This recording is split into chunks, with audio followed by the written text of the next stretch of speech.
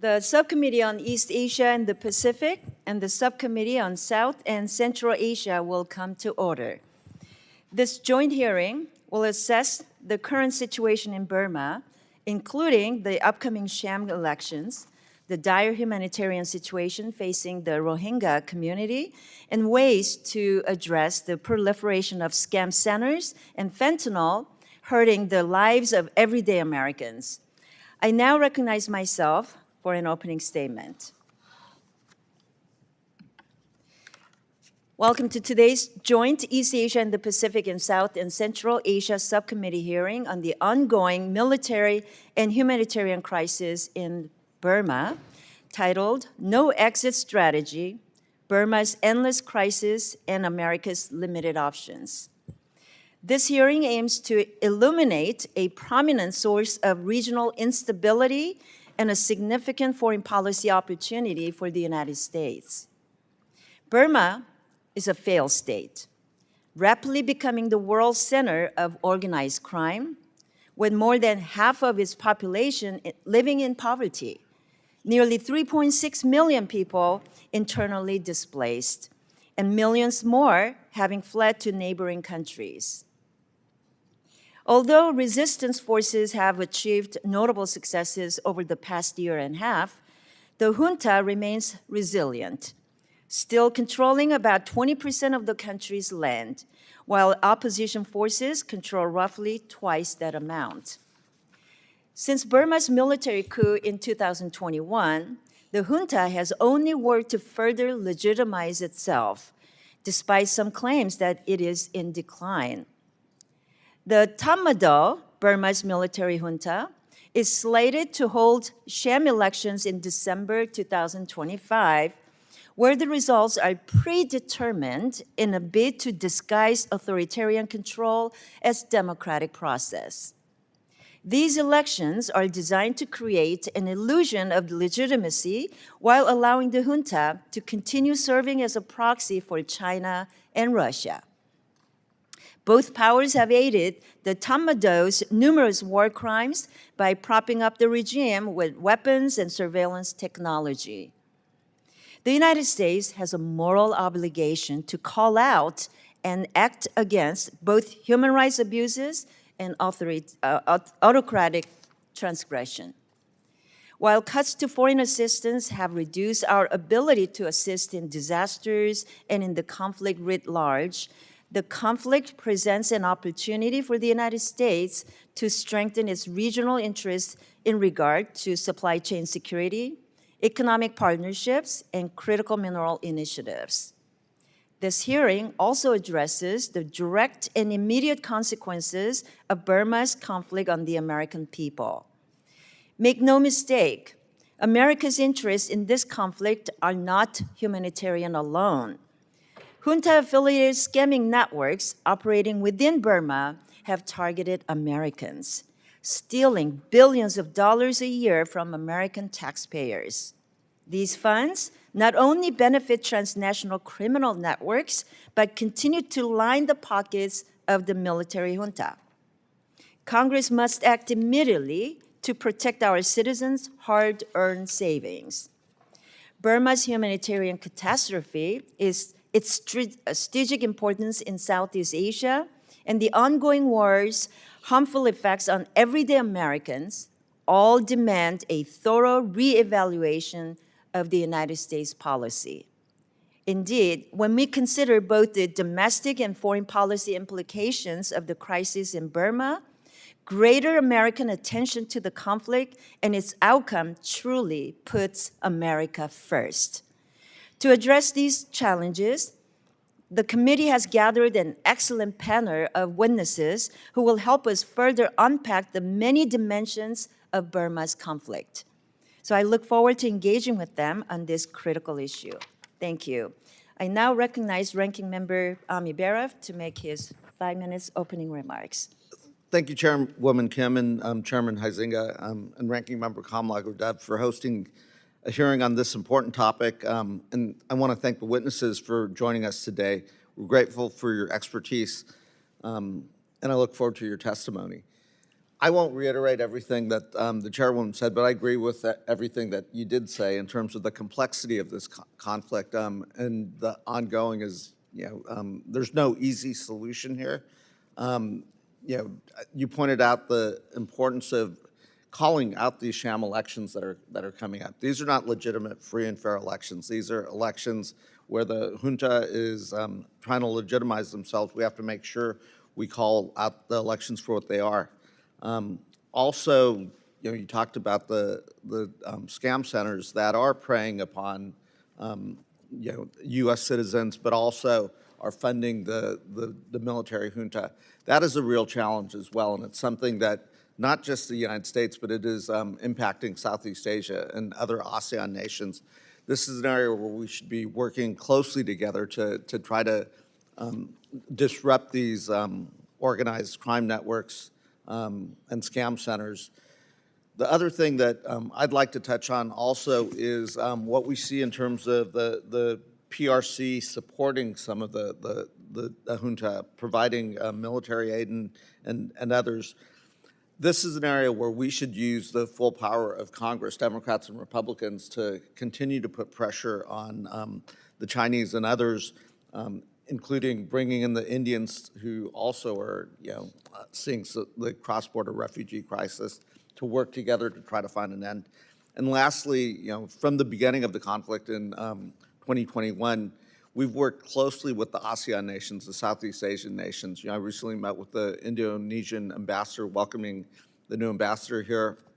We did talk about next steps in how we can support ASEAN to find a resolution to this. And it's not just a resolution. We've seen the resilience of the Burmese people in terms of fighting for their liberty and freedom and a path forward. It's been remarkable that they've been able to sustain this for this long.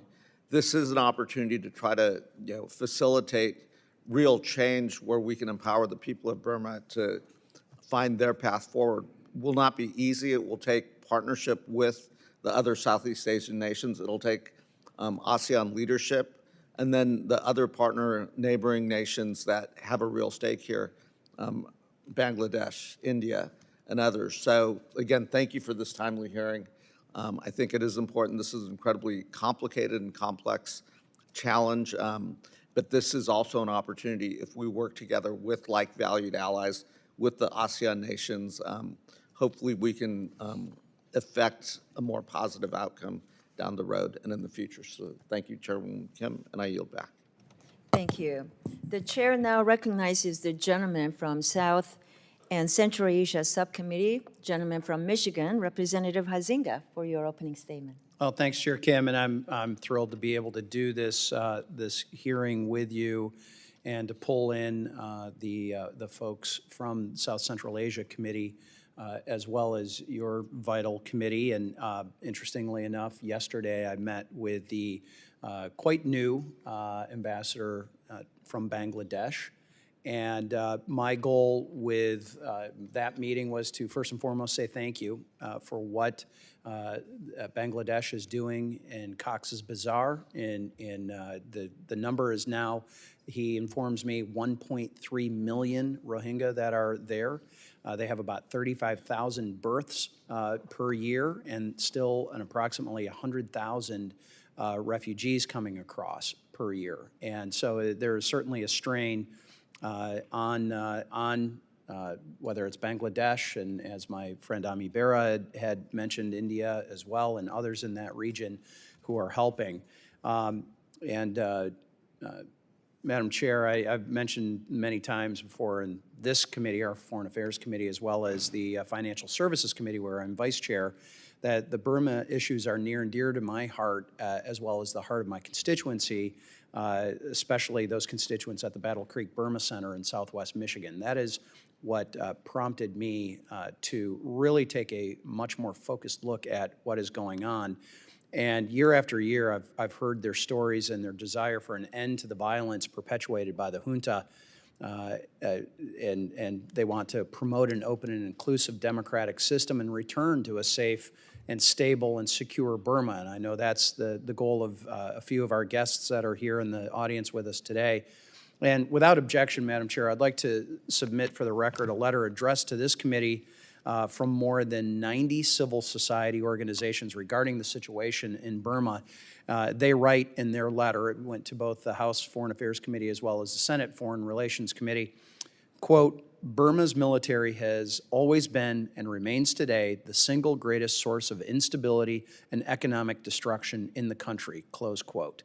Sadly, I think those words ring very true. And unfortunately, since February 2021, when a military coup replaced the democratically elected government in Burma, these desires for a new Burma are a long way from being fully realized. Protests and general strikes from pro-democracy advocates led the military regime's indiscriminate crackdown, including the killing of protesters and previously elected leaders, and airstrikes against schools, IDP camps, and civilian infrastructure, all of which manifests into human rights violations perpetuated by the oppressive and illegitimate military regime.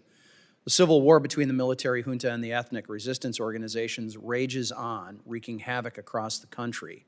And thanks to unfettered arms supply line from Russia and China, the military regime controls the airspace. And just last week, the military junta took delivery of Russian helicopters and Chinese military aircraft, which will ultimately be used to fight resistance forces and civilians in the mountainous regions of the country. The junta's grasp on its territory has become so desperate, the junta activated mandatory conscription last year, forcibly recruiting Rohingya Muslims to fight on the regime's behalf or to use them as human shields, even as the regime has long persecuted the Rohingya themselves.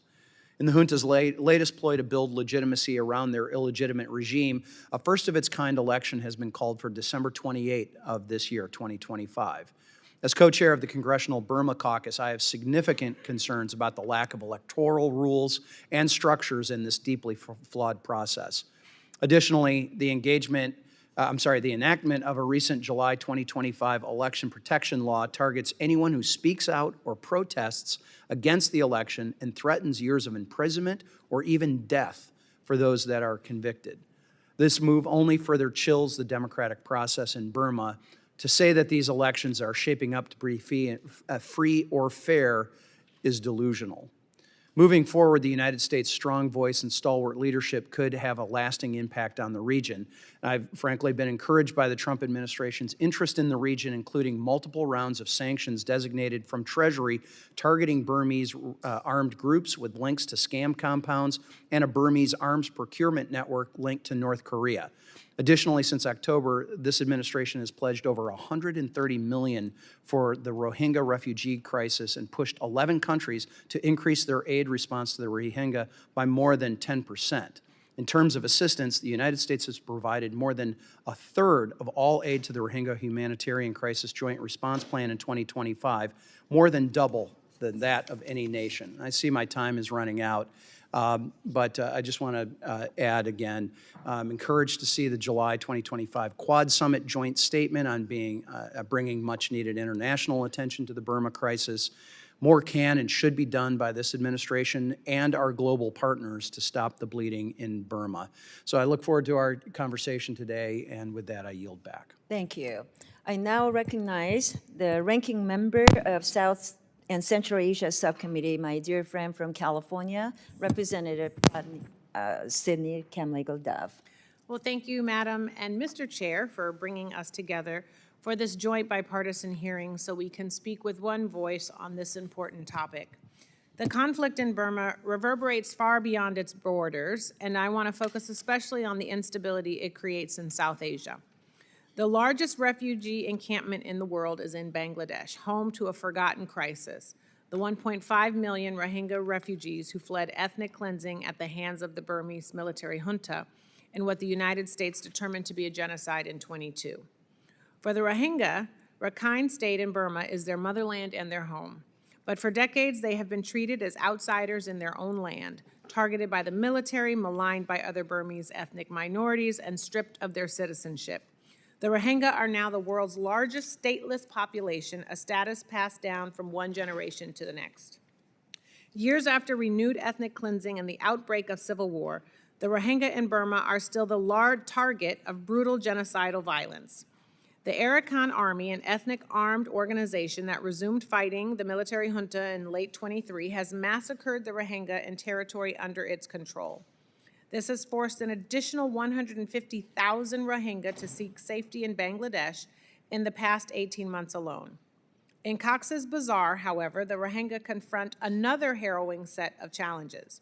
Bangladesh, which faces major strains on its state capacity, has demonstrated incredible generosity in hosting the Rohingya refugees, a responsibility that must be shouldered by the entire international community. And while we all share the same goal for the Rohingya to live safely as equal citizens in their home country, policies to ensure that the refugee camps remain a temporary solution have in many ways had the opposite effect. Instead, it has deprived the Rohingya of their agency to build a life for themselves and end their reliance on government and international support. The Rohingya do not have the right to work or the freedom of movement to leave the camps. They have limited access to any livelihood or educational opportunities, depriving them of the right to human development. They are not permitted to build permanent structures, resulting in vulnerability to flooding, landslides, and fires, and constant costly rebuilding. Insecurity in the camps has exploded as armed groups battle for dominance and traffic young Rohingya into prostitution, slavery, or conscription in the Burmese military. Women and girls are disproportionately impacted, as always, with an uptick in gender-based violence and child marriages as conditions deteriorate. The Rohingya crisis requires sustained U.S. leadership to support the Bangladesh government, ensure robust assistance and improvements to the humanitarian response, and to find permanent solutions for many of the Rohingya. Alleviating the pressure on Bangladesh's limited state capacity is essential to promoting stability in the country, as the interim government works to rebuild from past authoritarian rule and manage its political transition ahead of elections next year. While I was glad to see the administration announce new funding pledges to support Rohingya refugees, the $168 million the administration provided in fiscal year 25 is less than half of the $354.5 million the United States provided in 24, even as humanitarian needs arise. Such a significant funding cut will directly impact the lives of Rohingya, whose food rations amount to about $12 a day. The U.S. must also work with the Bangladesh government and our partners in the region to improve conditions for the Rohingya, both within the camps and to find sustainable solutions outside the camps. This, first and foremost, requires a cohesive regional strategy that goes beyond the singular focus on tariffing our partners or pursuing a Nobel Peace Prize. Resettling Rohingya refugees to safe third countries is an essential part of this effort. If the State Department is engaging other countries to accept U.S. deportation flights, they should also be working with partners to resettle stranded refugees into a long-term solution.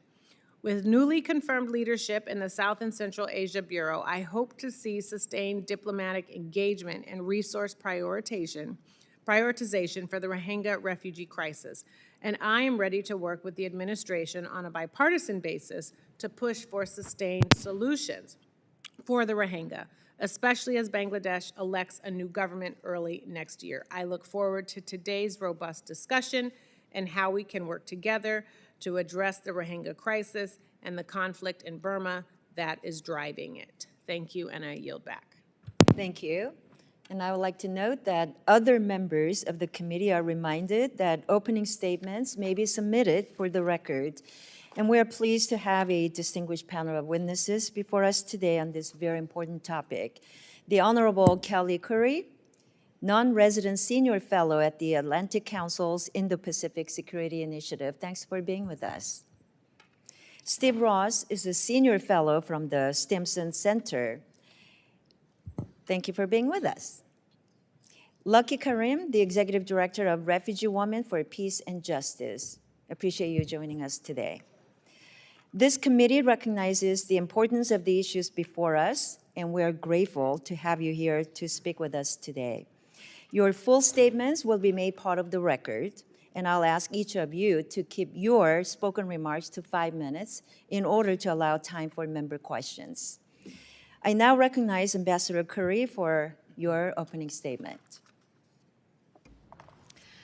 Thank you, Madam Chair, Mr. Chairman, and ranking members, and other members of the committee for hosting and convening this important hearing at a time when the world is largely ignoring what's happening in Burma.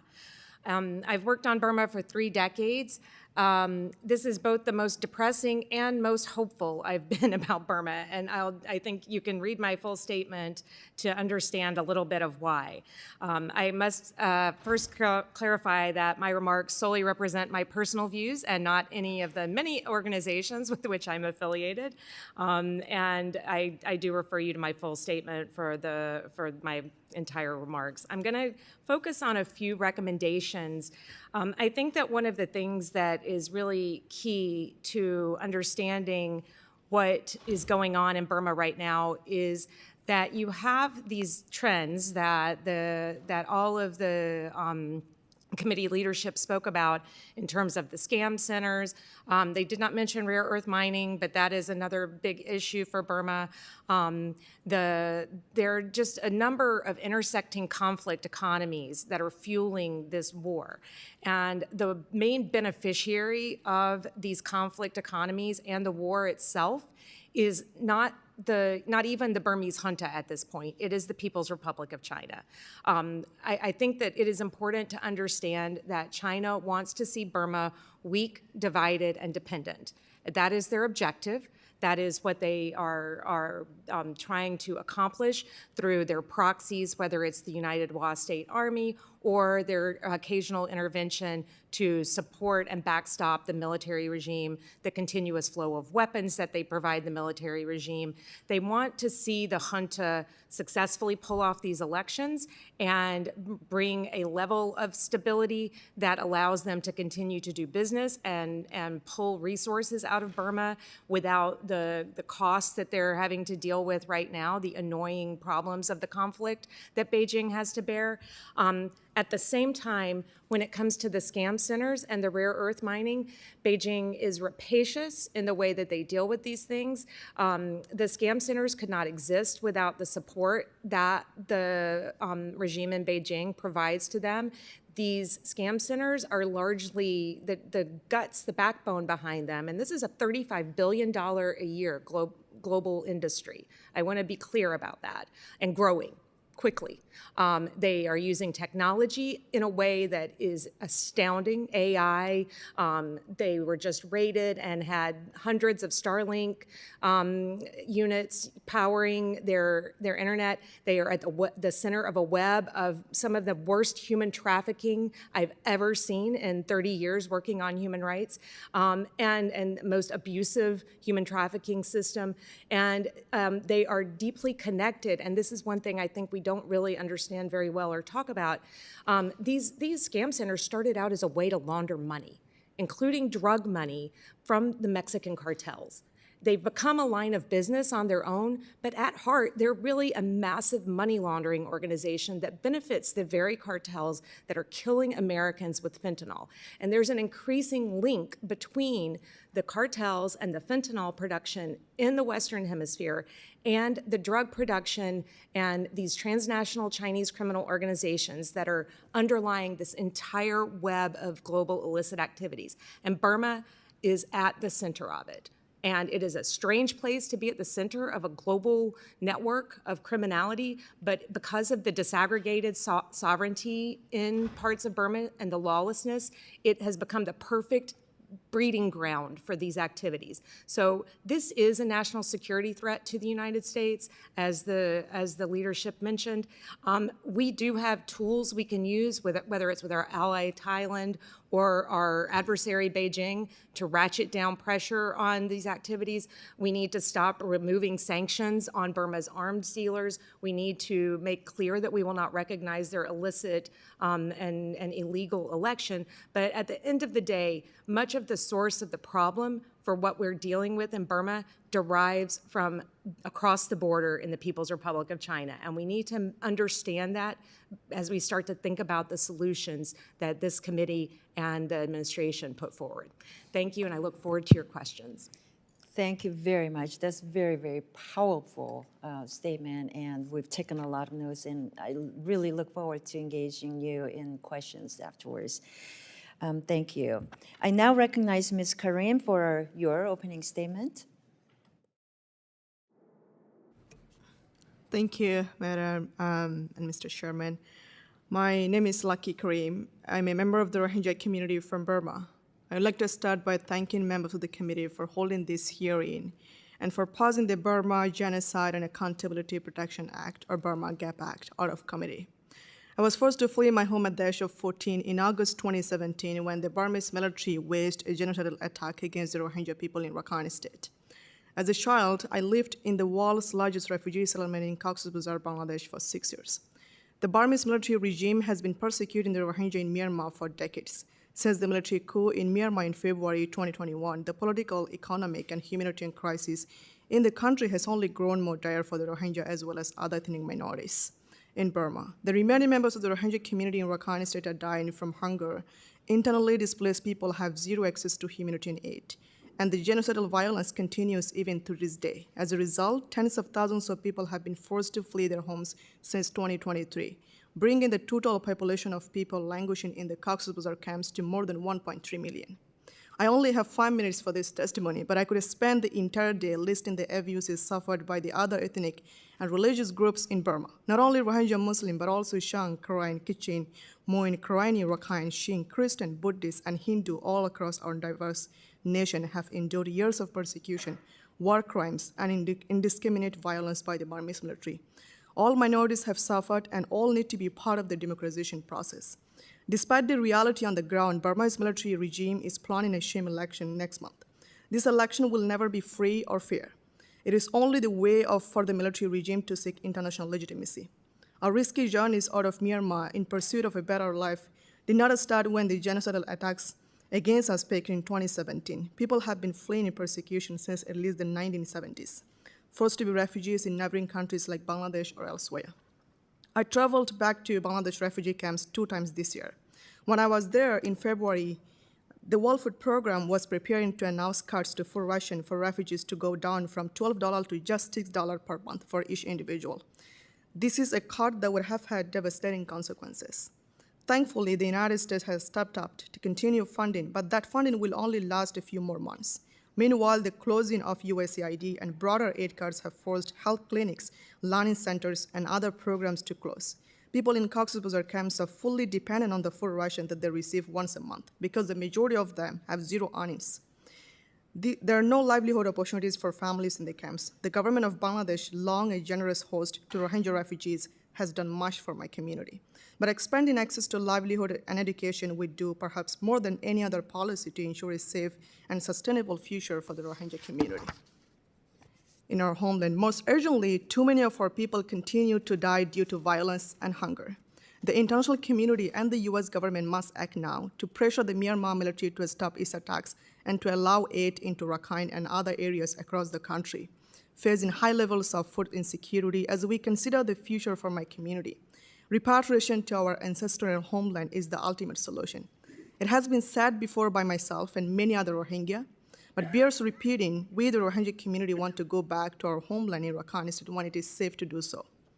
Here is what the US government can do more to help us. Congress should pass the Burma Genocide Accountability and Protection Act, or the Burma GAP Act, which lays out a comprehensive policy for addressing many of the crises affecting our country. It would support refugees and internally displaced people. It would address the need for accountability for genocide and crimes against humanity by the Burmese military. It would also promote long-term solutions for the Rohingya, such as citizenship rights, safe and voluntarily return to Burma, inclusion in a future federal democratic system. The bill also authorized the creation of a US special representative for Burma and calls on the administration to refuse to recognize the Burmese military as the country's legitimate government. This is so important ahead of the sham elections scheduled for next month. Congress should also call for the immediate restoration of the US refugee resettlement program. I'm one of a few who have benefited from the kindness of the American people and America's rich history for resettling refugees. It has given me and many others the opportunity to speak up on the wall stage in support of my community. And the United States should continue to engage the Bangladesh government towards providing education and livelihood opportunities for Rohingya refugees. I would like to end here with a question for you. What will it take for my people to be able to live freely and securely in our home in Burma? And when the future generation of Rohingya look back, will they still be asking the same question, or will they be home at last, asking simply what took so long? Thank you. Thank you, Ms. Karim, for those questions, and we hope to address those. That's the whole purpose of this hearing, because we wanted to make sure that the suffering and the suffering of the Rohingya population are not forgotten, and we wanted to make sure that we are paying attention. So I hope those who are watching and listening know how committed we are. Thank you. I didn't mean to skip over you. As I was talking to my colleague over here, ladies first. So let me now recognize Mr. Ross for your opening statement. Chairwoman Kim, Chairman Huizinga, Ranking Members Bera and Kamalagar Dove, and distinguished members of the committee, thank you for the opportunity to testify and for your continued attention to Myanmar. In summarizing my written statement, I will emphasize 3 key points. First, the Myanmar military is the primary driver of instability within Myanmar and has been so for decades. Second, planned elections are an attempt to consolidate and entrench the military's control in Myanmar. And third, the regime that emerges from elections will continue to pose a threat to stability in Myanmar, the region, and U.S. interests in both the Indo-Pacific and at home. Nearly 5 years ago, a military coup in Myanmar prevented a democratically elected parliament from taking office. After the military opened fire on peaceful protesters, armed resistance grew, and Myanmar's civil war expanded to most of the country. In response, the Myanmar military has waged a brutal counterinsurgency campaign with devastating and intentional impacts on civilians. The Myanmar military has killed thousands of civilians, many victims of indiscriminate airstrikes and torture, jailed 20,000 political prisoners, torched 120,000 homes, displaced 3.5 million people, blocked humanitarian aid and access to communications, and implemented a system of state surveillance. Despite this, resistance forces have made remarkable gains against the military. Operation 1027, a key 2023 offensive, yielded unprecedented territorial victories and demonstrated unprecedented collaboration among ethnic and Burmese armed groups. Territorial gains have allowed resistance actors to establish or consolidate bottom-up governance structures, providing social services and humanitarian assistance. Significant support from China, the forced conscription of 80,000, and an escalation of air attacks has enabled the Myanmar military to shift some of the momentum on the battlefield over the past year, but it has only managed to regain a fraction of the territory it has lost. It is in this context that the Myanmar military now plans to hold elections beginning December 28th. The results are foreordained. A 2023 law effectively dissolved political parties, including the National League for Democracy, which won 86% of the 498 seats elected to the parliament in 2020. In contrast, the 57 parties contesting this year won only 11% of seats, and only one party, the military proxy USDP, won more than 5 seats. The regime also changed the electoral system to include proportional representation, to give the impression that elections are taking place in a wider swath of territory than will be the case. Stifling dissent, the military has arrested 200 people under a new law that punishes criticism of or disruption to the elections.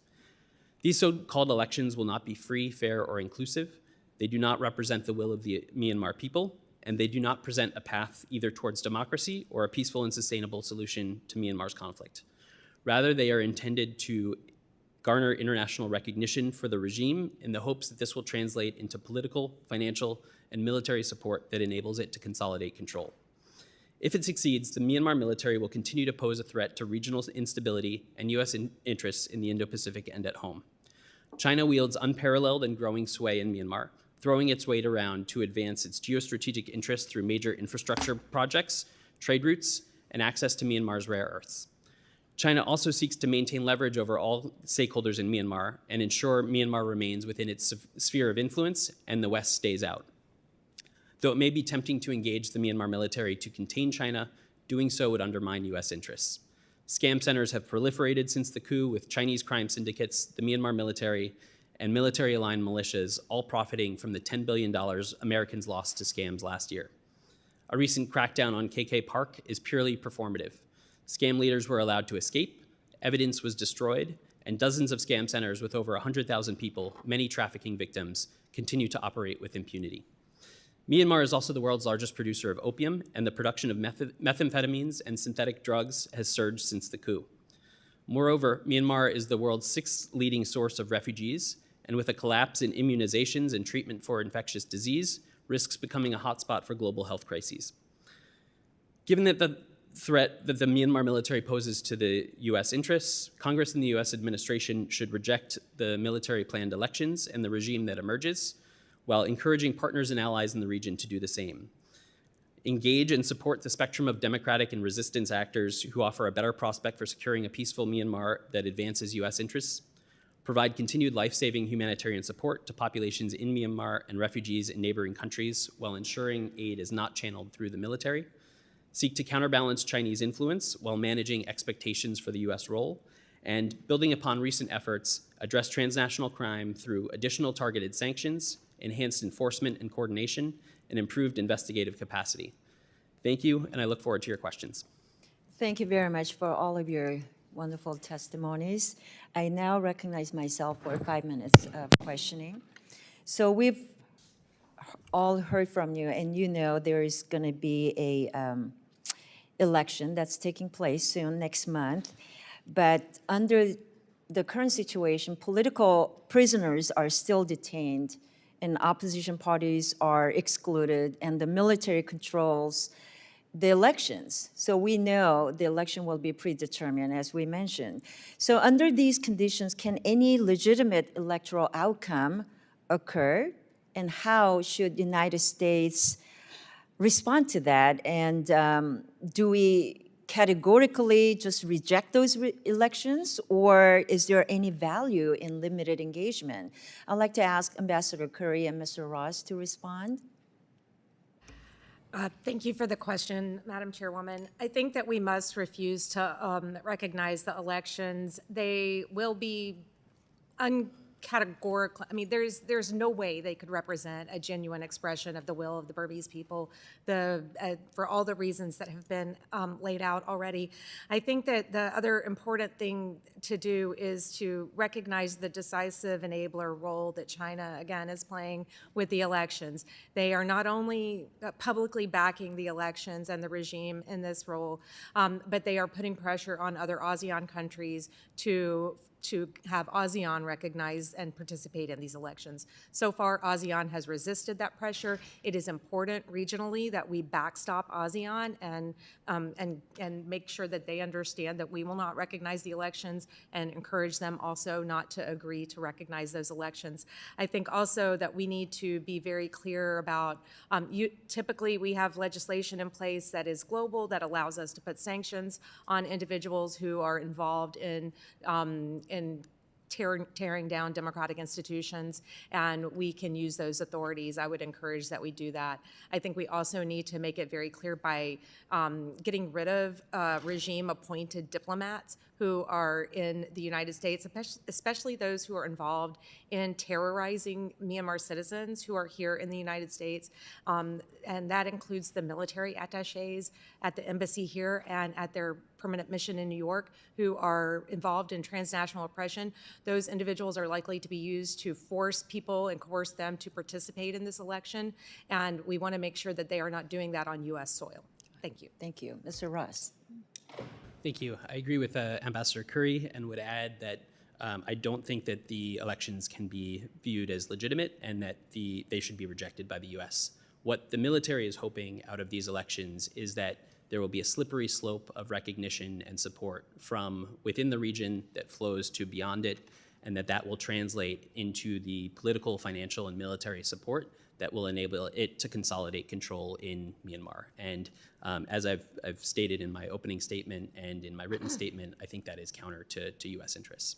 Thank you. Thank you very much. I know both of you talked about the China's influence and how they control so much of what's going on right now, and including, of course, I pay a lot of attention to the importance of critical mineral supply chain, and this is also an issue, but we wanted to focus much today's hearing on sham elections and scam centers and the implications of Beijing backing the junta to victory through these illegitimate elections. So can you quickly talk about what leverage that we have? You talked about using the sanctions and all, but is there any ways that we can really come down on what's happening, and what kind of leverage can United States have to mitigate the consequences of a China-backed military regime? I think we do still have headroom on our sanctions regimes to ensure that we are not facilitating the financial resources that allow the regime to conduct the election and then continue to operate after these, before, during, and after.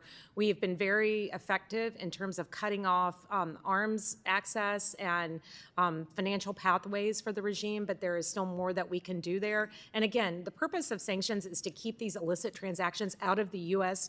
Financial system. So we have a vested interest in keeping these bad actors out.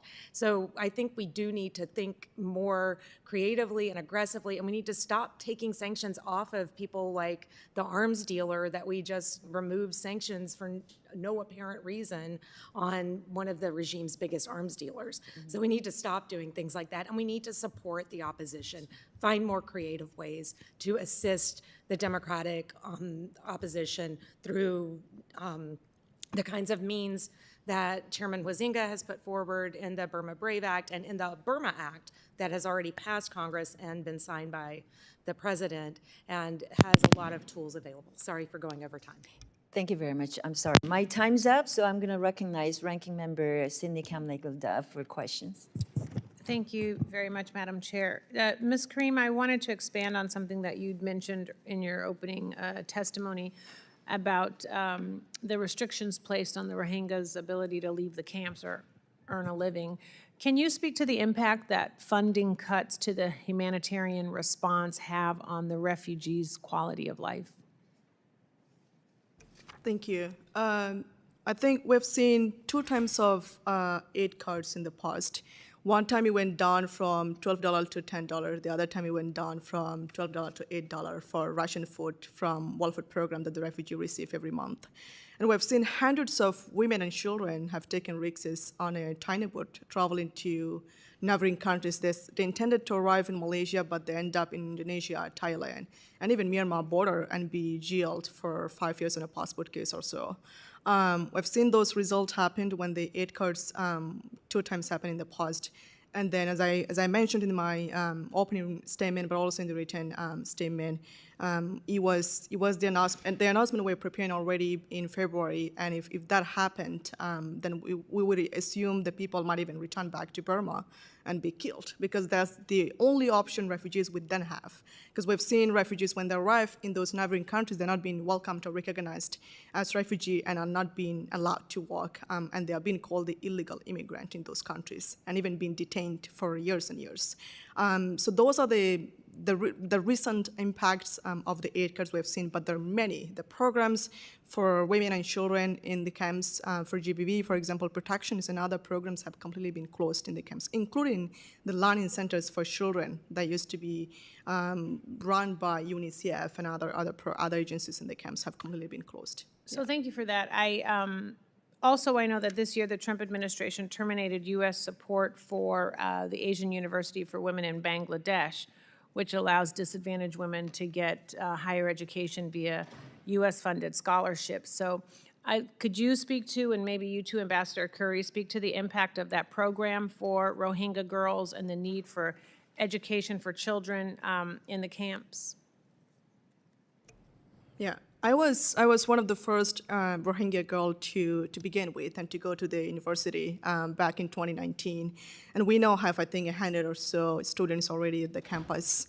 For generations and generations in Burma, Rohingya have been denied access to education after just high schools. And so this was the first time in many generations that the larger group of women had access to higher education at the university, and that allows women to be part of the decision-making processes, to speak up against their injustice, and to be able to do the works in the camps freely, and to serve the community and their families. And I'm one of the examples of that. getting access to the educations from that university and being able to deliver the messages of my community today. So that will allow Rohingya women to prevent from gender-based violence, from sexual violence, from even human traffickers, to get access to education. So I would encourage to continue funding the programs and to allow Rohingya children in the camps, and especially girls in particular at the university, to continue studying. Thank you. I don't know, Ambassador Currie, if you wanted to add. I think you can see from Lucky that she is one of the success stories of that program and that initiative. There was also an initiative to fund slots at that same university for Afghan women and girls that has also been, as far as I know, is also gone. This is again, very small program. It was a really, but very high impact. We were able to leverage small amounts of funding, give the scholarships through the Asian University for Women, and it created a network of women within the camps who were able to advocate for their own rights, the rights of their family, the rights of their camp block, to deal with situations of gender-based violence, of criminal gangs operating in the camps. These women were really, and have been, and still are, one of the main protective elements in the camps, where there aren't very many protective elements. And you have to imagine a city of 1.3 million people that is basically run by criminal gangs, and that's mostly comprised of women and children. And you can only, let your mind wander to where that ends up. It is a really dangerous and deprived place, the camps in Kutupalong. And so these women really are incredible in the work that they do inside the camps and to protect their communities and their families. Thank you. Thank you. I yield back. Thank you. I now recognize Chairman Huizenga for your 5 minutes of questioning. Thank you, Madam Chair. And I want to first start by actually submitting for the record the letter signed by the 90 groups. So, yes, without objection. Thank you. And I want to say thank you to each of you for being here and helping shed some light on this. Ambassador Currie, I'm going to start with you. In June of 2024, the UN Special Rapporteur, Tom Andrews, produced a report called Banking on the Death Trade, and he found that the junta is increasingly reliant on Thai companies and banks to facilitate the importation of weapons and other material, making Thailand the leading source of Burmese military supplies purchased through the international banking system. Additionally, with the sanctioning of the MFTB and the MICB, the junta has moved its financial services to the MEB. And my bill, which you had mentioned, the Brave Burma Act, calls for mandatory sanctions on MEB, and the impact would allow U.S. and allied sanctions on MEB to disrupt the junta's ability to wage war. And I might add that there's a few other initiatives, the Burma Gap Act and the Dismantle Foreign Scam Syndicates Act, offered by Ranking Member Meeks and our colleague from Indiana, Mr. Shreve, respectively, and I believe they should be considered necessary steps to cripple the junta as well. But could you illuminate us a little bit on what that would mean to disrupting the military junta's ability to wage war against these ethnic resistance organizations? Thank you for the question, Mr. Chairman. I think that what we should do, first of all, is thank the Thais for following up on that report and debanking the entities that were involved. Unfortunately, as you know, the Myanmar Economic Bank, the MEB, has set up another pathway. So we do need to put full sanctions on the MEB. There was an argument at one point that there would be humanitarian effects on this and that it would create problems for the people of Burma.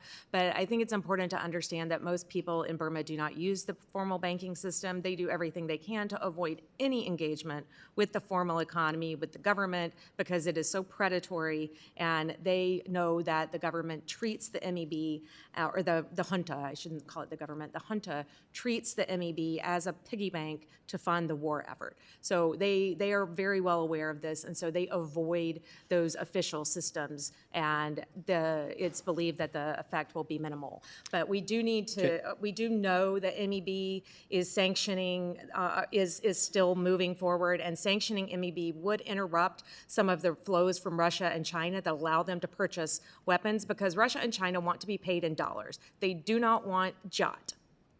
Let's be very clear. They are setting up some alternative mechanisms to pay in renminbi, but the Russians want cash on the barrelhead. They need hard currency, and so they need the money. So sanctioning MEB and UAB, which is another path that they use, another bank, would be very important. Thank you. So I'm hearing keep the pressure up on Thailand. Thank them for what they've done, but let's continue that conversation. Sorry, I'm going to be trying to go quickly to both Ms. Karim and possibly Mr. Ross here.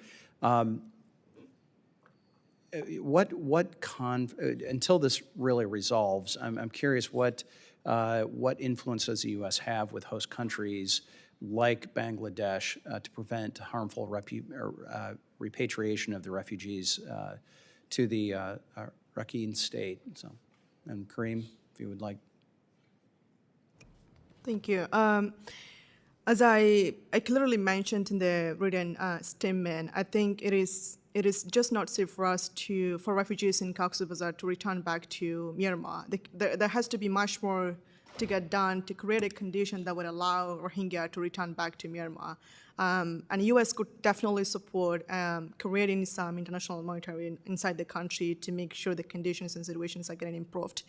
And there are parts, though it sounds like impossible to send back these refugees at this time, given the ground reality, but there are parts allowing internally displaced people to return back to their homes without any conditions and restrictions, and then allowing the humanitarian actors, organizations, and donors to operate legally and freely within the Rakhine state to improve the condition and provide humanitarian aids for those who are still remaining in the country. Okay, Mr. Ross, 10 seconds. Yeah, I would just add that there are several countries in the region that have forcibly repatriated Myanmar nationals, not only Rohingya, into Myanmar, despite the risks that they have faced in doing so. And there is a role that the U.S. can play in engaging with these countries, encouraging them not to undertake this practice, and ensuring that non-refoulement is not an option that they pursue. Thanks. I yield back. Thank you. Thank you. I now recognize the gentleman from Rhode Island, Mr. Amo, Representative Amo. Thank you, Chairwoman Kim and Chairman Huizenga, for hosting this joint hearing, and thank you to the ranking members, and thank you to our witnesses for being here. You know, on May 21st, Secretary Rubio testified in front of our committee and told me directly in my questioning that no children are dying on our watch. That's because of the Trump administration's cuts to foreign aid. Quote, no children are dying on our watch, unquote. That was true, untrue then, and it's untrue today. Children were dying on his watch, and sadly, they still are. Recent reporting found that President Trump and Secretary Rubio's cuts to our foreign assistance program and the illegal dismantling of USAID led to the deaths of over 600,000 people, including 400,000 children worldwide.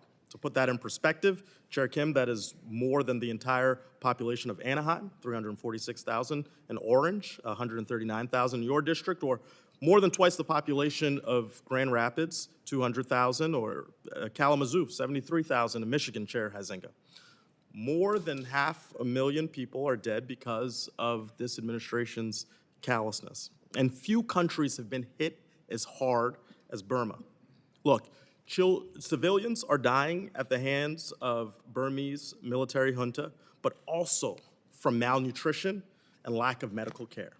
The United Nations estimates over 6 million children in Burma need humanitarian assistance. Now, before Trump's literal incineration of our foreign aid, the United States was the largest supporter of aid to Burma and Burmese refugees in surrounding countries. Congress had specifically authorized funds in a bipartisan effort to help the people of Burma. But while the president has made new commitments focused on refugees, these cuts already decimated aid programs in Burma. Health care centers were shuttered, and the World Food Program was forced to cut back on food aid to over 1 million people. A Rohingya resident of a Burmese internment camp, Mohammed Tahir, said, quote, "I lost my son because of the funding cuts, and it is not only me. Many more children in other camps have also died helplessly from hunger, malnutrition, and no medical treatment," unquote. Mohammed shared this story 2 weeks before Secretary Rubio was here in our committee, claiming that no children were dying under his watch. To be very clear, people have needlessly died because of this administration's decisions, and they're still dying. We could restart many of these aid programs tomorrow. The funds that Congress appropriated to save lives and support American jobs is available. We could bolster the production of ready-to-use therapeutic foods like Plumpy Nut, made by Adesia Nutrition in Rhode Island. Plumpy Nut, as you might know, is a miracle product that can save a child from severe acute malnutrition in as little as 6 weeks using U.S.-grown food products that support American workers and families. Ms. Karim, could you please describe the role of American-funded emergency food products, things like Plumpy Nut, and the role that they play in Burma and for the Burmese refugee populations in surrounding countries? And how are the cuts to American-funded food programs threatening the lives of children that had previously been served? Well, I'm not sure I can do that in 70 seconds, but what I can say is I'm sorry, that was from Oh, sorry, Ms. I Currie. thought you said- Yeah. That's okay. Thank you. Thank you for the question. I think largely United States has been one of the largest donors to Rohingya refugees from day one. We're very grateful for that. And U.S.'s funding is not only serving the people in the camps, feeding the people, but it is also an encouragement to other donor countries to step up or to step back from funding the programs in the camps. After the U.S. aid cuts, we've seen UK, Germany, and other largest donors to Rohingya refugees have also stepping away from funding.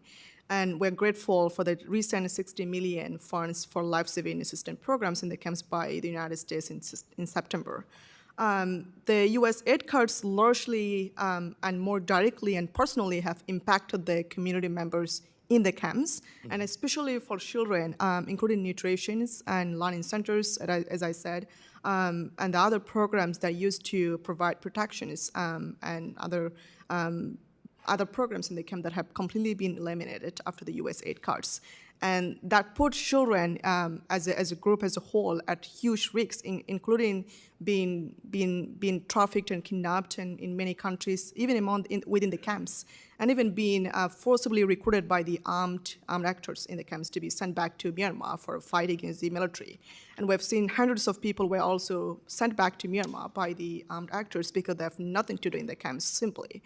They're not going to schools, they don't have anything to do, they're just in their tiny shelters whole day and whole night. So the U.S. aid cuts as at large have directly and more personally impacted the lives of refugees, but in particular the women and children. Thank you for sharing that. And so I know my time is expiring, but it's very clear. Lives harmed irreparably, and also these foreign aid cuts are devastating our credibility in the region. And with that, I yield back.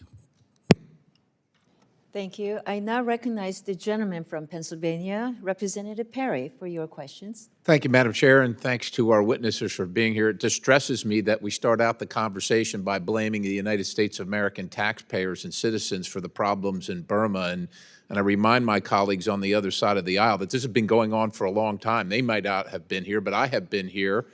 And the United States, in many cases, and certainly under other administrations, have sent humanitarian assistance, which we all want to do. We all want to help.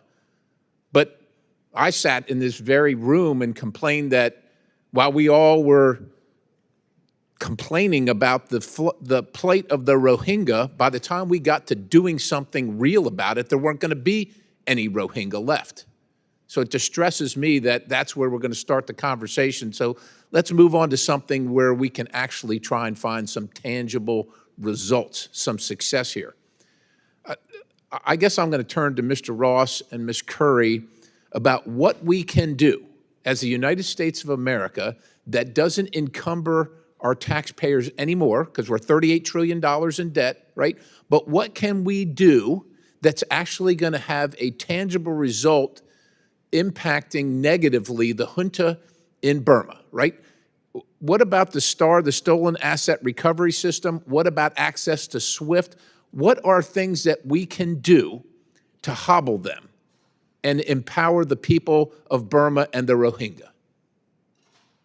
Go ahead, any one of you. Sure, I'll start. Thank you for the question. I think there are several things that the U.S. can and should be doing that do not require financial resources. It does not require resources for us to reject the elections, to engage partners and allies in the region to do the same. What the Myanmar military craves is legitimacy, and denying them that will have follow-on impacts for their ability to wage war against the Myanmar people. In addition to that, I think the sanctions regime that's been imposed has been a good starting point. I would go beyond the imposition of sanctions itself and look at coordination, both interagency within the U.S. on sanctions enforcement and coordination with allies and partners outside of the U.S. to ensure that it is not just U.S. sanctions that are having an impact. I'll stop there. And to date, from any administration, those things haven't really been imposed or refined to the furthest extent that they could be. Is that about right? Yes, that's correct. Okay. I think there's been a strong imposition of sanctions in incremental manner, but the enforcement has not been nearly as strong as it could be. Okay, ma'am. Yes, sir. I would agree that there are ways. The first thing that I think we should do is consider placing frozen Burmese assets. There is about $1.5 billion in frozen Burmese funds, foreign exchange funds that are sitting in managed account, that are sitting in an account right now, just frozen. We can put those into a managed account and use the interest to provide for some of the humanitarian needs, use the growth or whatever interest on those accounts, much as we're doing with Ukraine with the Russian assets. And that requires no act of Congress, right? The Treasury can do that on its own. Treasury can do that with its independent authority today. Okay. We should also make sure that countries that are receiving humanitarian assistance from the United States, whether through the United Nations or bilaterally, are providing opportunities for refugees and refugee communities to do work themselves. These people want to work. They will work inside the camps. They will do things, work for pay. And the governments in these countries, Bangladesh, sadly, but also Thailand, has limited the ability of people to work. And Thailand has a labor shortage. They need workers, but they deny them the opportunity to do this. And so we need to be more robust in using our diplomacy to help alleviate some of the burden by allowing these communities to be a little bit more self-sustaining and have access to other services locally. And we can work with them to provide those services in a much more cost-effective way. It's cheaper for us to give the Thais some support to allow access, or Burmese or Bangladesh some support to allow access to local services than for us to create a parallel system for the refugees. So there are ways we can maximize what we're doing without spending more money while also benefiting these communities in important ways. Burma has been kicked out of the SWIFT system for some time. Again, clamping down on some of these things, also going after crypto and taking money that they've stolen, whether it's scam centers or the government, out of crypto accounts and moving it into the new U.S. crypto account that we can do with the asset recovery would be a great way to help support some of these programs. So with the chairman's indulgence, I would just say to you two individuals, if you would get the list of things that you would recommend to my office, we would like to put that in a form to the administration as a request. And I imagine you'll have a lot of people in this committee on both sides of the aisle that are interested in being a part of that. And with that, I yield back and I thank the chair. Sure. I now recognize Ranking Member Ami Bera from California for your 5 minutes of questioning. Thank you, Madam Chairwoman, and my apologies, I had to step out, so if this is ground that's already been covered. Maybe it's a question for Mr. Ross. Getting an assessment of where the conflict is right now, there have been times where the various ethnic resistance groups have made progress. It does seem like it's either at a stalemate or perhaps they've lost some of that progress as China's kind of changed. Could you give us an assessment of what you see on the ground? Sure. Thank you for the question. I don't like the term stalemate for the conflict in Myanmar. It is a very dynamic conflict, and it's constantly changing. Over the last 2 years, the resistance and ethnic armed groups have made significant territorial gains since the launch of Operation 1027 in Shan State, in Kachin State in the north near the border with China, in the southeast in Karin, in the west in Rakhine State, as well as in the center in some Bamar majority regions. Some of those gains have been rolled back a bit in the last year as China has swung behind the military and put significant pressure on ethnic armed groups, particularly those on the China-Myanmar border, that have pressed them into bilateral ceasefire agreements, which have then allowed the Myanmar military to redeploy resources and arms against other armed actors.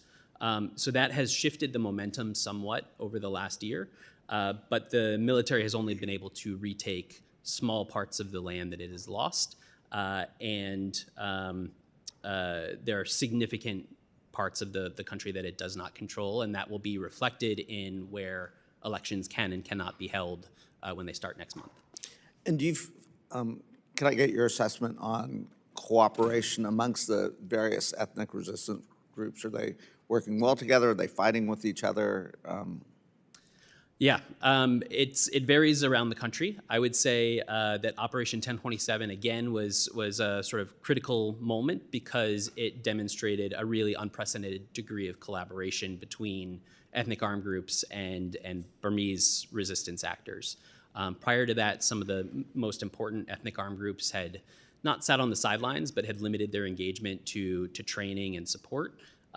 Once they entered the fight in October of 2023, there was much more operational collaboration. Some of that is at risk, though. China has put significant pressure on ethnic armed groups not to collaborate among themselves and with Burmese resistance actors, because that is seen as a significant threat to the regime in Naypyidaw, which has over decades pursued a divide and rule approach that has sought to split communities from one another, and China has aided and abetted that over the last year. Right. And then just in the last few minutes I have to Ambassador Currie or to you, Mr. Ross, how can we best engage and support the ASEAN nations in this? And then what would you like Congress to do to support the resistant groups outside of what you've already covered in terms of sanctions and secondary sanctions? Thank you for the question, sir. I think that as far as supporting the resistance groups, there is plenty of legislation already on the books that would allow the administration to do so. There are multiple problems, one being that the regional bureau that is now responsible for assistance to Burma is not well suited to be implementing programs in this kind of conflict. Also, because Burma is one of these seam issues, it's a problem both in the South Central Asia Bureau and the East Asia Pacific Bureau, as evidenced by this hearing today. But those bureaus are not working together to address the problem. In fact, EAP feels very proprietary about Burma and tends to block out SCA Bureau from dealing with it, even though they are hosting 1.3 million refugees and are downstream of a lot of the consequences, and India plays a very important role here too. So there's a need. I think the special coordinator or special, if any situation cries out for some kind of special envoy, it is Burma. And so pushing the administration to appoint someone who can look at the problem holistically and recommend programs, recommend policy, really take ownership in a way, and it needs to be a senior level person. Right now, the person handling Burma is a DAS. What would you recommend us with the ASEAN nations in Southeast Asia? What would you want us to push them to do? Again, you need someone like this, a senior level diplomat who can focus on Burma, who can go to the ASEAN ministerials and meet with the ambassadors here in town solely to talk about the issue of Burma, because it's like number 7 on the list of priorities for EAP and ECA. So asking for a special envoy would be something that you'd recommend Congress push for? Continually, yes. Great. Thank you very much. I believe that is something that we've been pushing for, and have that special envoy in place to specifically serve and pay attention to what's going on in Burma, and that should be elevated to the ambassadorial level, as you mentioned. So I wholeheartedly agree with that. I believe that is covered in the Burma Act, which we're working on, so thank you. I now recognize the gentleman from Guam, Representative Molan. for your 5 minutes of questioning. Thank you, Madam Chair. And yes, I appreciate this hearing today and hearing what you folks had to say. It's really a poor situation that we are in. And I recall just reading the Economist article just in June, where it talks about the same thing that you've been discussing. They start with an earthquake, almost 4,000 people died. And then what happens next? The military coup in 2021, 10,000 civilians passed away there. And then the U.S. estimates that there's 3 million that have been displaced and 2 million in the blink of a famine. And all this made now Myanmar as a hub of lawlessness in Asia. We've got illicit drug production. We have human trafficking, and we have a huge scam industry booming. We need to do something different. And I like what I hear from the recommendations that you have and where we're going with this committee. But with these issues, of course, the only one that seems to be happy here is the People's Republic of China, right? And they enjoy conflict. And they come in saying, we want to negotiate peace and trying to make a Western fear-mongering. And China says it can, otherwise they'll bully them. China says they can restrict electricity, water, internet access, goods, and a whole bunch more. So it's a threat to be peaceful. What a joke. And in the recent State Authorization Act from this committee, I included an amendment that looks at promoting smart investment strategies, as you were discussing, to countries that receive aid from us. And no doubt the famine, disasters, and senseless killings should be approached from an international cooperation, and I appreciate what you're trying to do to make that happen. These efforts deserve their due attention and funding, but if Myanmar and the United Wa State Army refuse to cooperate with the United States while giving preference to China, I believe our aid should reflect their careless decision. And this is about putting the people before power.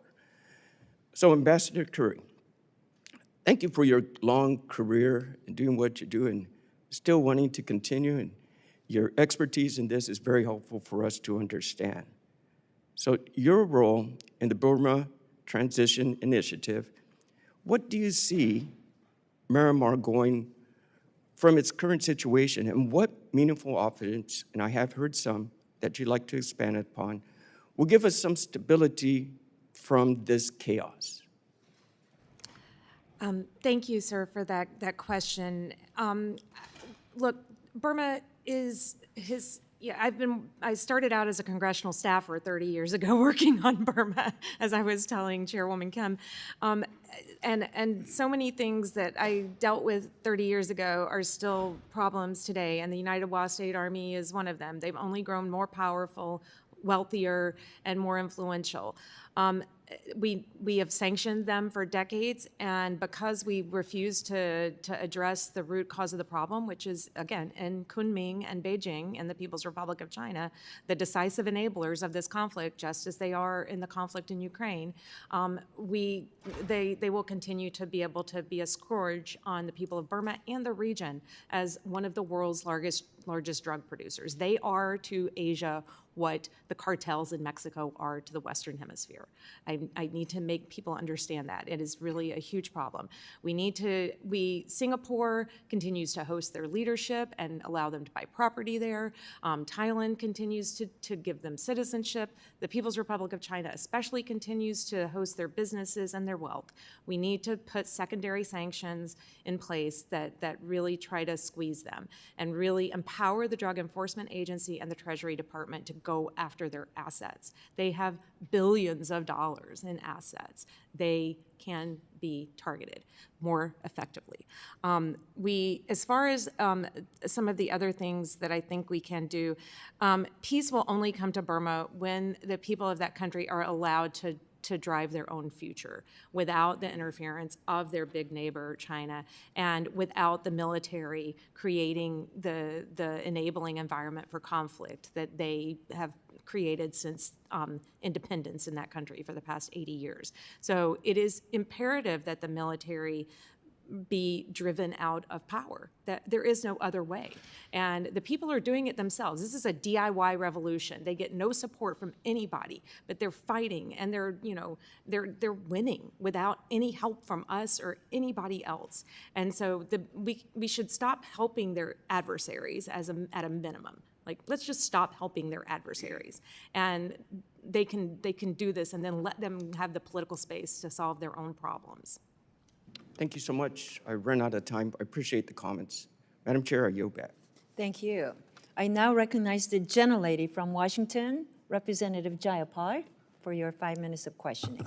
Thank you so much, Madam Chair, for holding what I think is a really important and informative hearing. Thank you very much to our witnesses. I think we're all concerned about the plight of the millions harmed by the military junta in Burma and the many others, including especially the Rohingya, who have fled to all these neighboring countries. And I think as I've been listening to the three of you, I'm reminded again about the importance of all the tools in our toolbox. And I know this hearing is titled America's Limited Options. I think we actually have more options in front of us than perhaps we are recognizing. And I'm reminded in my 10 years of development work across the world, including in South and Southeast Asia, the three-legged stool was always security, humanitarian assistance, and development assistance. And I think that is still relevant here. I wanted to talk about China first because I think both Mr. Ross and Ambassador Currie, you've both spoken about this, and I think it's critically important.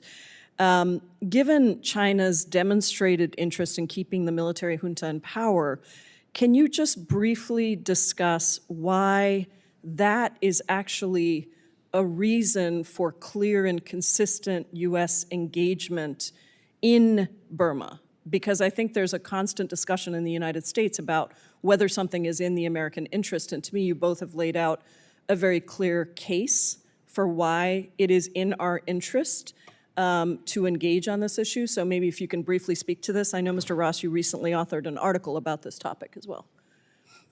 Sure, I can start. Thank you for the question. I think clear and consistent is a really important factor here. Since the coup, I think expectations have been raised about what the role the U.S. and other international actors can and will be in Myanmar. There are significant authorities that exist, particularly under the Burma Act and under the executive order that came out after the coup, but those have not been fully implemented to the extent possible.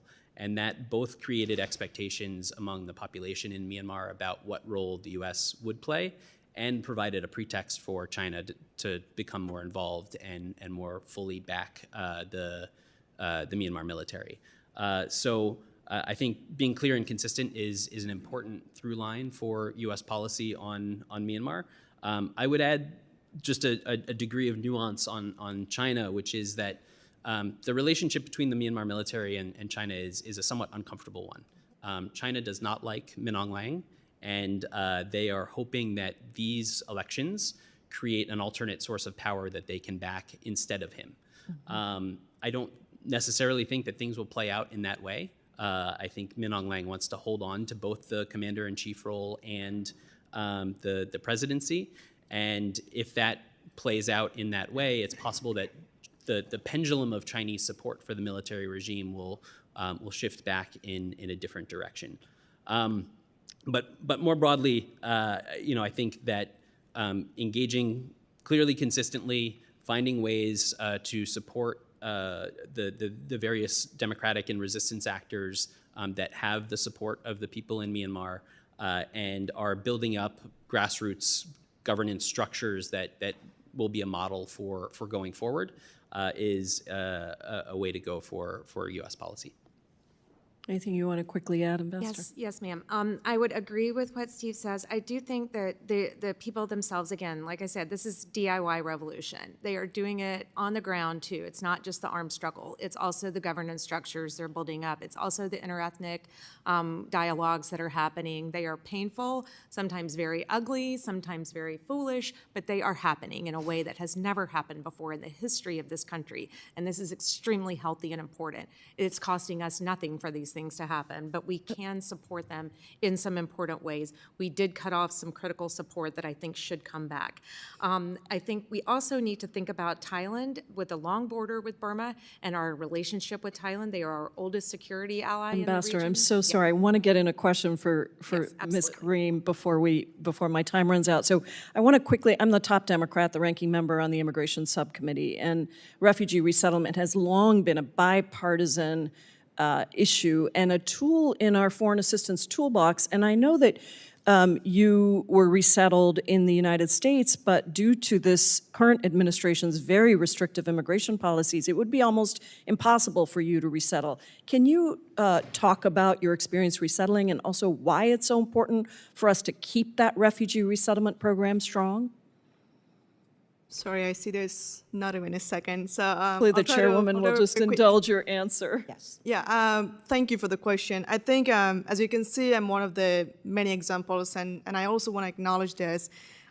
The resettlement program is one of the many solutions that we need. As I did mention, the ultimate goal for us is to return back to home when it is safe to do so. Yeah. And it is not that there's no conditional situation for us right now for refugees in Cox's Bazar to go back. Mm-hmm. However, given as you have heard from three of us, given the current situations in the camps in Bangladesh and across the regions in Asia and Pacific countries, it is very important to continue bringing refugees to these countries, a country that care about the human rights, a country that gives identity to refugees, and a country that allows me to call a place home that I was never able to call a home for my entire life, and that actually allows me to continue advocating for millions of people who are left behind. Thank you. So beautiful. Thank you. We're so fortunate to have you in this country.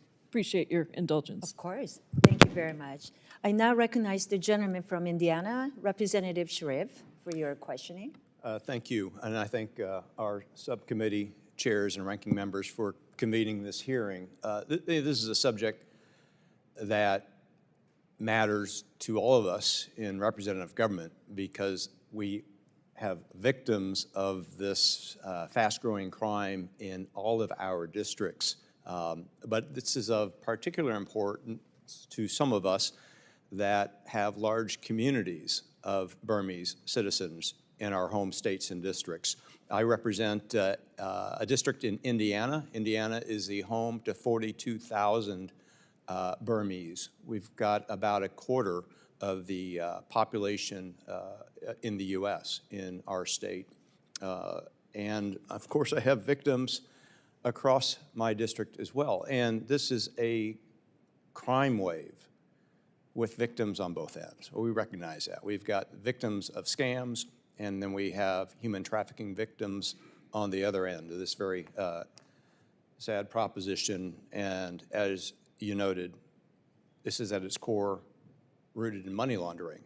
And so we've got the victims of the drug trade. Mr. Ross noted that annual revenues approach $10 billion. But I think we recognize that this crime wave is so underreported, so difficult to track. Our office thinks that it may be a $15 billion a year problem today and sure to be much larger next year and the following year. And we've got so much work to do to get our arms around this problem. These scam centers represent a national security threat and a humanitarian crisis. Ambassador Currie and Mr. Ross, given our need to better understand what occurs inside these closed-off scam compounds, and considering that there's no formal process for collecting information from freed victims when they gain their freedom, if they gain their freedom, should a structured process be established to gather and analyze their accounts so we can learn from this? I think that's a wonderful idea, Representative Sharif. I think that one of the things that Thailand especially can do, because most of these people end up in Thailand when they are rescued or flee these scam centers, and Thailand should think about how they can allow, whether it's the UN Office of Drug and Crimes or some other, or the UN Office of the International Organization for Migration, to set up a special office in Mesot and special offices in the Mesai area, where most of these people come across the border, to collect information. Right now, it is very ad hoc. I worked on a report for the UN on this a few years ago when it was not as well known of a problem in 2021. And even then, they were struggling to get their arms around it. Now, it's a much bigger problem, much more serious. And you do need an interagency approach here in the United States, as well as at the international level. Thailand is really struggling to deal with it, also because of corruption in the Thai domestic security forces and some of the other, and the reliance on the Thai banking system that these scam centers use and to launder the money as well. So those are things that we really need to work with Thailand on. Thank you. I would echo Ambassador Currie that I think Thailand is really key, both as a conduit for people being trafficked into Myanmar and for people fleeing from the scam centers or being allowed to leave from them. At present, as I understand it, when people leave from scam centers into Thailand, it is the responsibility of their country to repatriate them to that country. So you have a very ad hoc process of people from dozens of countries, some of whom don't have diplomatic presence in Thailand, trying to figure out how to get their citizens back. In the case of China, the Chinese nationals who are fleeing from the scam centers or leaving the scam centers and going back to China are being taken back on Chinese flights without any investigative process. So it's a black box for the US and for everyone outside of China as to the information that those individuals have. Another key aspect of this is safe houses for those who are leaving or trying to leave from scam centers. And that in and of itself could be a useful information and intelligence gathering source. If I can add on that point, right now ethnic armed groups from Burma, some of the Karen National Union in particular, are providing safe houses for scam trafficking victims themselves, and doing this because these people end up in their territory and then they help them get repatriated. It is a kind of crazy situation. I thank you both. My time has expired. Thank you. I now recognize the gentleman from Texas, Representative Castro, for your lines of questioning. Thank you, and thank you all for your testimony today. Ambassador Currie, you served as ambassador at large for global women's issues in the first Trump administration, and in testimony to the Congress in 2020, you lauded the successes of the Women, Peace, and Security Act of 2017, bipartisan legislation enacted during the first Trump administration to, as you said then, quote, recognize the importance of women's meaningful participation in global security and peace efforts, unquote. And recently, you echoed the same sentiments by warning that women are often invited into peace processes as an afterthought instead of as central political actors. And you played an important role in the initial implementation of this landmark law. And by all accounts, this was an important bipartisan effort during the first Trump administration and also part of your legacy. So can you speak to how important this landmark legislation is, including in the context of Burma? I'll try to be brief, but this is a topic close to my heart because I came into the Women, Peace, and Security universe, as it is, from Burma. By working with Burmese women in Thailand who had fled the regime in the 1980s and were forming women's organizations to stand up for peace and to get engaged in peace processes and to fight against the military regime through primarily nonviolent means. So I have a long history of working with these women, and they really introduced the whole concept of women, peace, and security to me. So this is very close to my heart. Unfortunately, and when I was at USUN, I would find myself in meetings and pointing out that you cannot solve problems created by men with guns by turning to men with guns for the solution. That is not how any of this is ever going to work. And so I think that we need to be mindful of that, and that there are there continue to be very incredible women like Lucky Karim who are involved in this struggle today and are leading it in ways, including on the battlefield, from the People's Defense Forces and the ethnic armed organizations that are fighting against the regime. There are many strong women on the battlefield, many strong women keeping communities safe and alive inside Burma and on the border. And they deserve our attention and our support. Thank you. Yeah, and let me just ask a follow-up on that. You know, a critical component of the legislation is the annual report describing implementation of the law.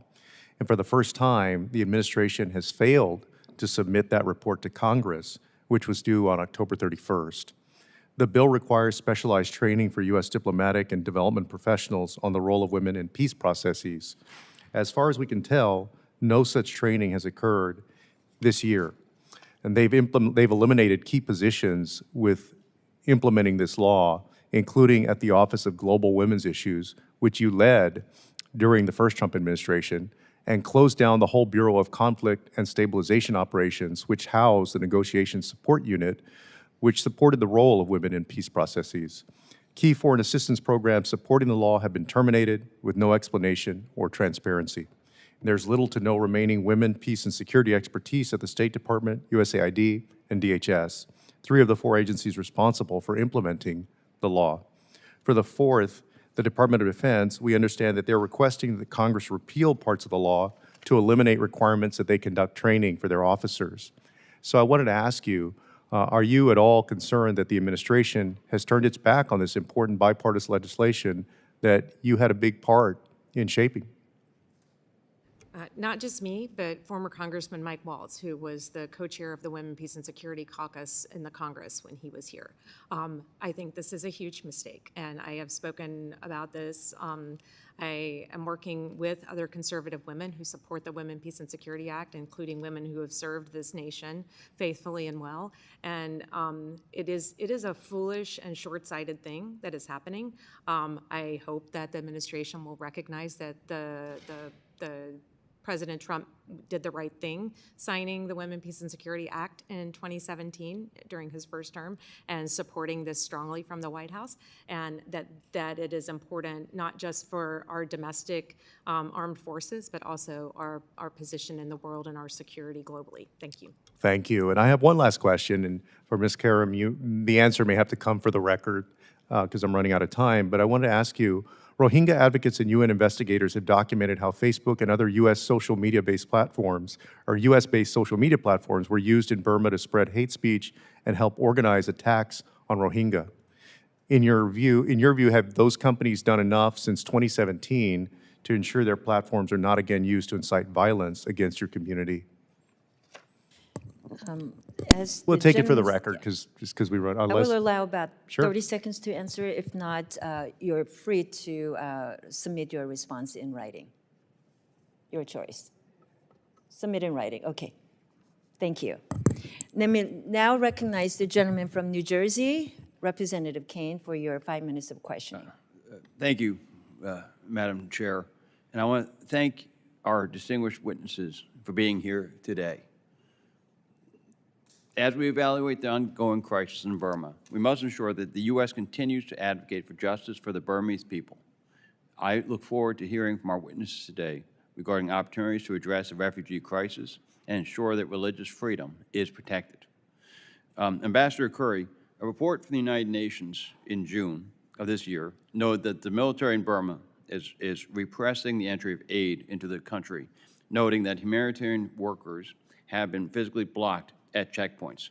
What are the most effective means to ensure that aid is received by those like the Rohingya need it the most?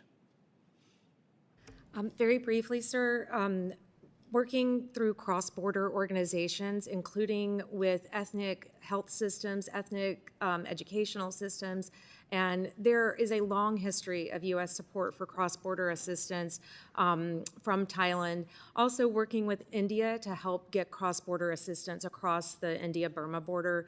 And we are seeing increased cooperation between India, Bangladesh, and actors in Rakhine State. Again, some of these folks are not people I would choose to cooperate with, but they are facilitating some aid into areas that have long been blocked. The regime consistently blocks any humanitarian assistance from going to areas outside of its control, and it instrumentalizes what humanitarian assistance flows through its channels. And I have long recommended not providing any humanitarian assistance through regime-controlled channels because it only benefits them. Thank you. Mr. Ross, how do you believe that sanctions and other economic actions in the U.S. government can be used strategically to pressure the junta to protect the rights of all Burmese civilians? Thank you for the question. As I said earlier, I think that there has been an incremental approach to sanctions over the last almost 5 years, and I'd say a much heavier focus on the imposition of sanctions than the enforcement or coordination of sanctions. So certainly, I think there is some additional benefit from continuing to look at actors that are benefiting from the drugs trade, from scam centers, that are supplying weapons to the military, and looking at those actors. But there's also a lot on the table that is ripe for further enforcement and coordination, interagency, and also with other allies and partners. And as a follow-up, Burma has increasingly aligned itself militarily with China and with Russia through armaments and training, respectively. How do you believe that these Burmese alliances will impact America's allies in the region? Sure. Yeah, I think that the arms flows from China and Russia, and to a lesser extent others in the region, have an impact on stability within Myanmar and then have a spillover effect elsewhere in the region. So the outflow of refugees, the impact of disease that is not confined to borders, all of those things are follow-on impacts of the armed support that's being provided by China and Russia to the regime that enables it to continue to wage war against the Myanmar people. Thank you. Ms. Karim, can you please share what actions from the United States and other members of the international community have been the most impactful in addressing the plight of the Rohingya in Burma? Thank you for the question.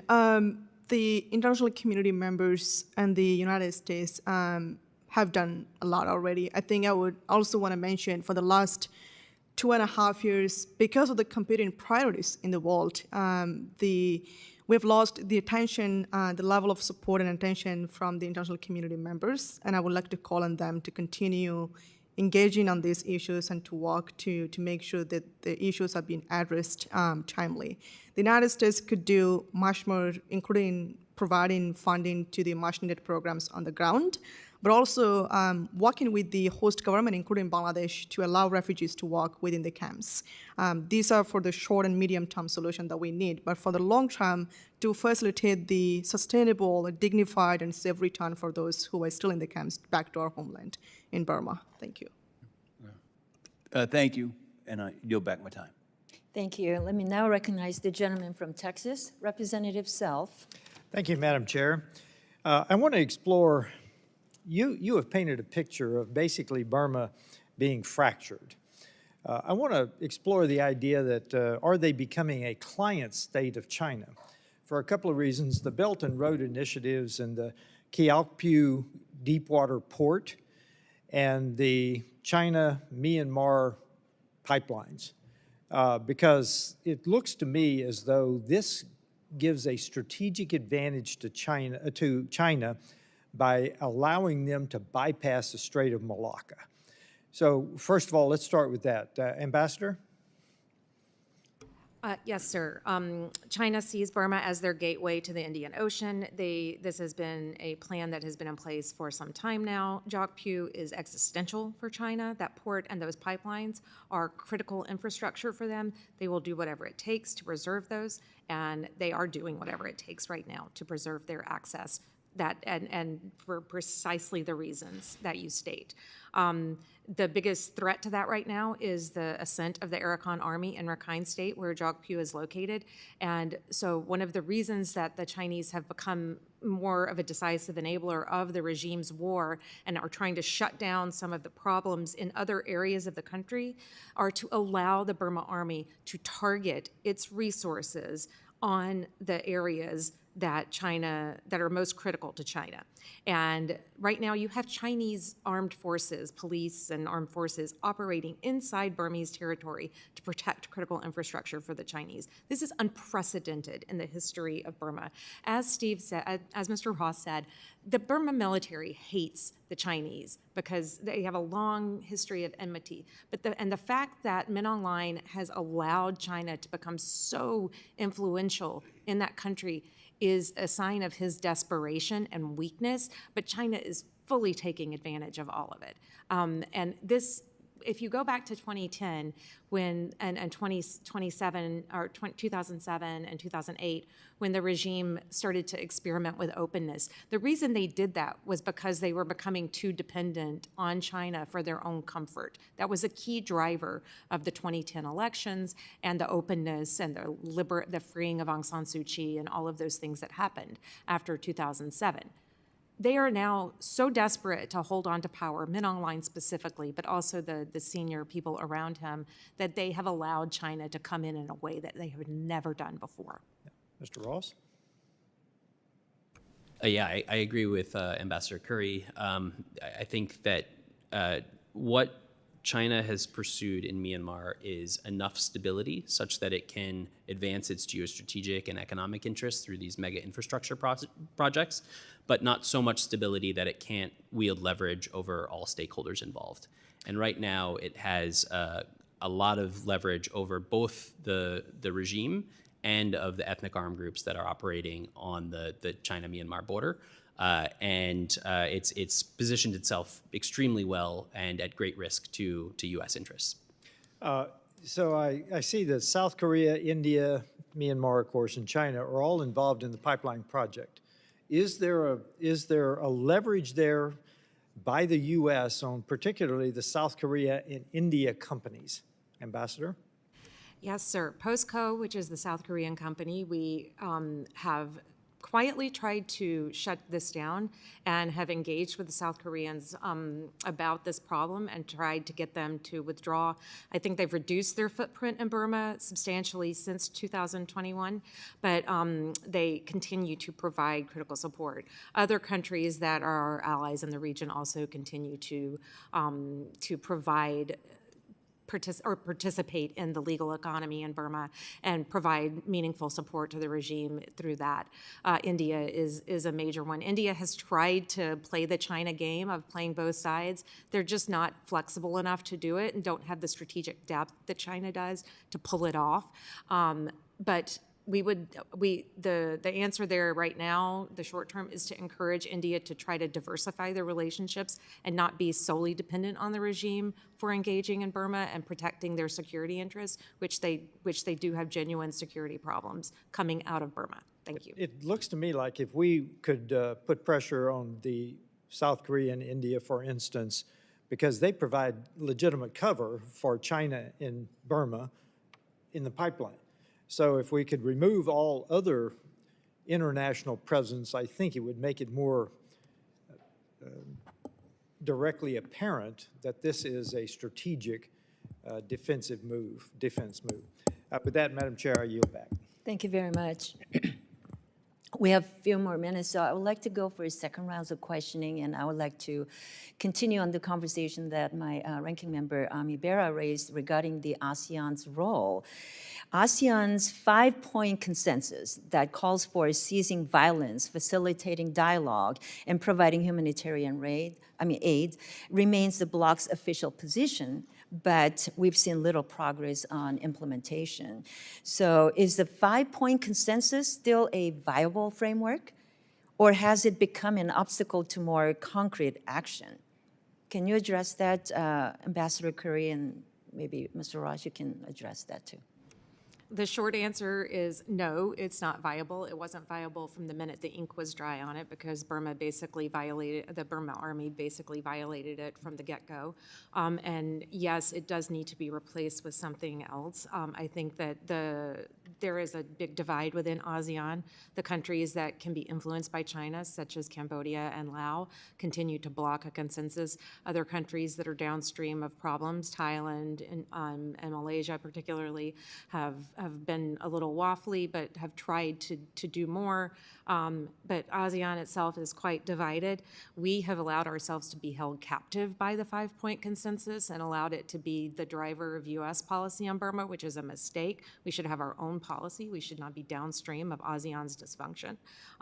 But we should work with ASEAN to try to strengthen their hand in this regard and create pathways for at least individual members of ASEAN that want to do something different to do that and provide diplomatic engagement with them in ways, whether it's with Indonesia and Malaysia or rethinking our approach to Thailand on Burma and our approach to Thailand overall, which enables this kind of squishy policy that doesn't, it's really more of a non-policy than a policy. Thank you. Can you supplement Ambassador's response with, maybe you can talk about how the U.S. can be more effective in providing the regional response, and I appreciate Ambassador's response. Sure. And just to add that the 5-point consensus, I would say, is the least common denominator. It's the baseline, the foundation for what everyone could agree to. Although since it was agreed, I think it has not been effectively implemented, and I think ASEAN admits that. One of the challenges, I think, is the turnover in ASEAN focus on Myanmar. Every year, there's a new special envoy that's appointed by the ASEAN chair. The Philippines, the incoming chair, has just appointed its new special envoy, and that prevents a coherent and strategic and long-term approach that's needed to a challenge that is not going to be resolved in a one-year timeline. So I think for the U.S., it's encouraging ASEAN to take on this in a way that recognizes the long-term nature of the challenge, and that ASEAN needs significant support as a bloc to be able to effectively address the challenges that Myanmar is facing and the impacts that it's having on the region.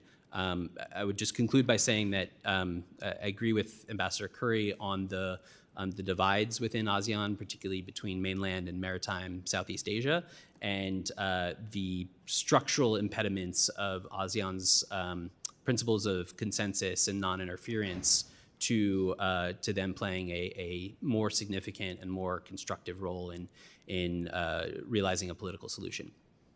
Thank you. I will turn it over to Ranking Member Bera for your questions. Thank you, Madam Chairwoman. Ambassador Currie, you touched on something that, in terms of the tenuous relationship between the junta and China.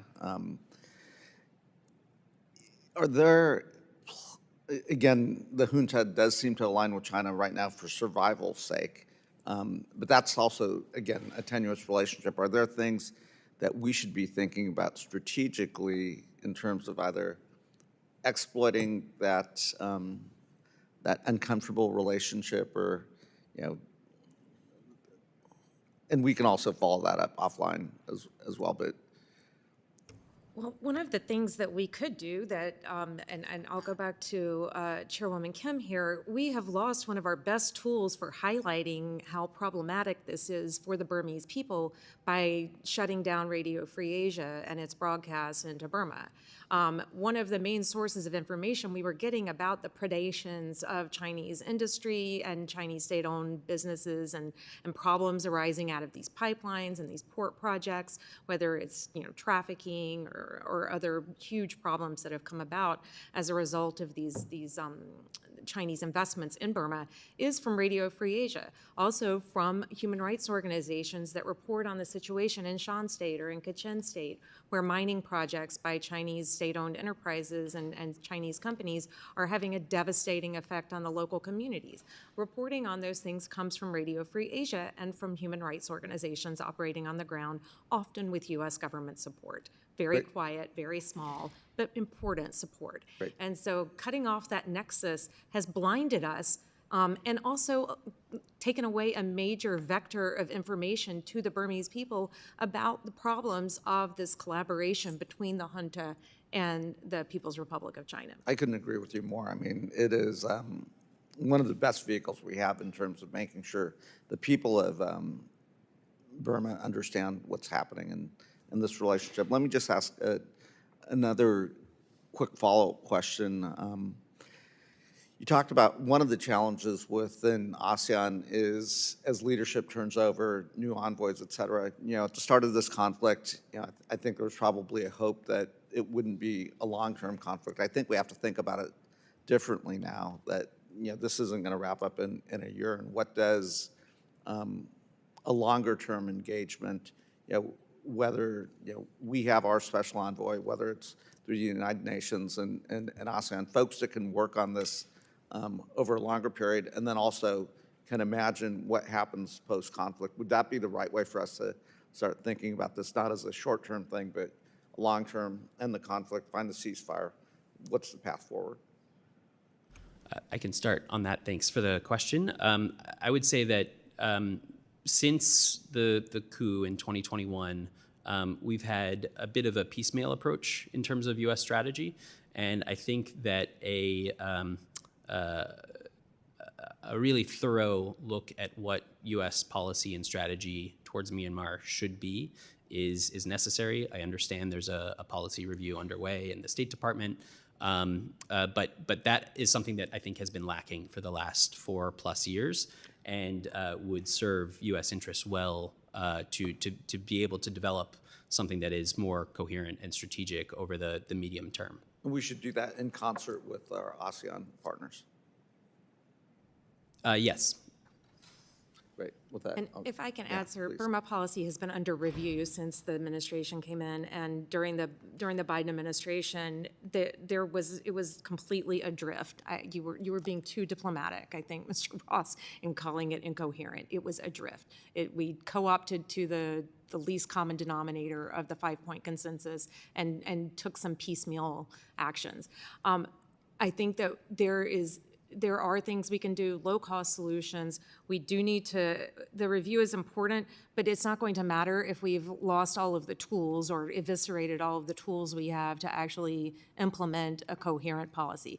And then I would also add that, again, I talk about Thailand a lot when it comes to Burma because for decades now, for some time now, we have not had a Burma policy to speak of. We have a Thailand policy that consists of doing whatever it will keep us in good standing with the most regressive elements of the Thai leadership.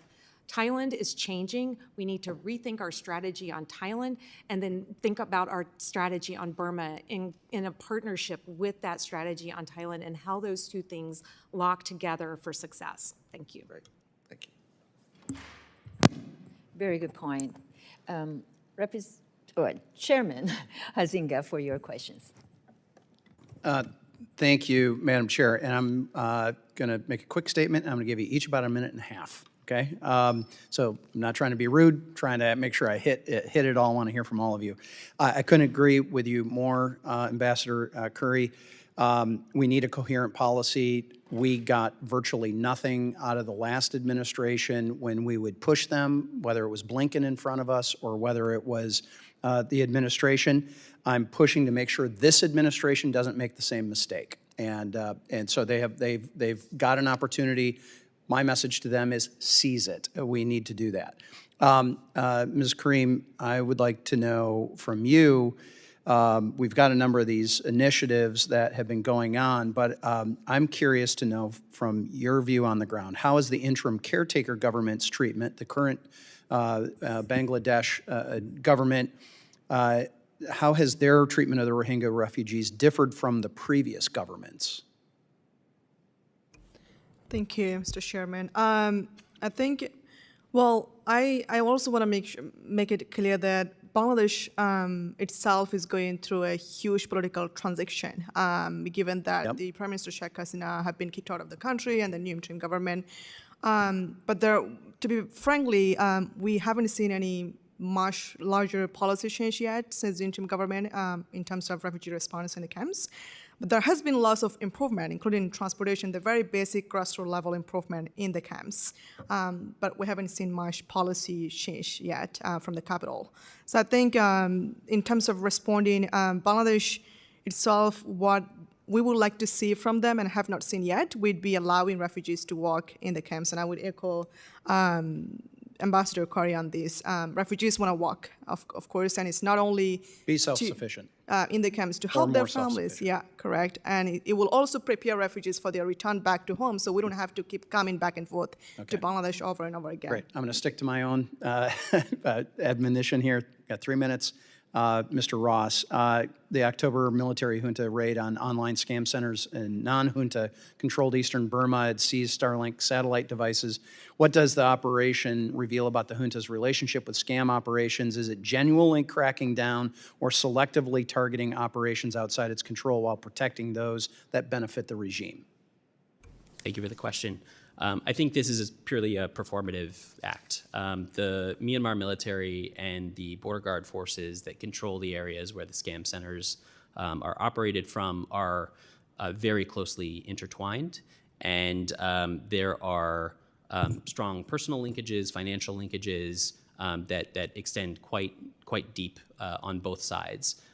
So the intent behind this, I think we need to link it to the elections. It's an effort by the military to and its allies in the border guard forces to give the impression that it is cracking down ahead of elections, but without the substance behind it to actually demonstrate that it is cracking down.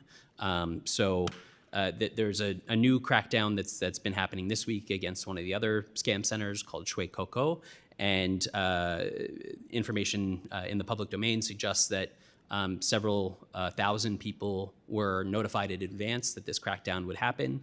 So the leadership Very was able effective way to do a raid, right? Leadership was able to flee, and perhaps evidence, materials, other things that would be of interest or squirreled away to other scam centers that continue to operate. So it's a purely performative measure. Again, the areas where these scams are taking place are intricately linked to the military itself. And operate with the acquiescence of the military. Okay, Ambassador Currie, do you agree? And what can we do to encourage or actually verify that those crackdowns are effective? Well, there's not a lot we can do inside Burma to do that because the regime is, as I 100% agree with everything that Mr. Ross said about the performative nature of these. They do this with drug seizures too, where it's kabuki theater. They warn the kingpins in advance and the important people are gone. There's always a scapegoat of people who are arrested and drugs that are burned and in this case, things that are seized, but it's always very performative. I think that, again, money, it's about money. We've got to find better ways to cut off the flows of financing in and out of these regimes and in and out of these scam centers. That's the key. Treasury needs to have a dedicated set of resources to this problem and really put some people on it and do it immediately. It's costing Americans money and lives. And it's enabling a whole ecosystem of criminality that's endangering us, our allies, and the future of Burma. Thank you. With that, Madam Chair, I yield back and thank you very much again to all three of you. With that, I also want to thank all of our witnesses for joining us today and providing wonderful, wonderful, and very powerful testimony. I know the intent of our hearing was to eliminate the prominent source of regional instability and talk about ways that we can come up with some foreign policy opportunity for the United States. Through the Q&A sessions, I think we were able to glean a lot of those opportunities. So we're going to continue to have this conversation with you. And I want to thank all of the members that participated in this session. And the members of the subcommittee may have some additional questions for you. So we'll ask you to respond to those in writing. So pursuant to our committee rules, all members may have 5 days to submit statements, questions, extraneous materials for the records, subject to the length limitations. So without objection, this committee now stands adjourned.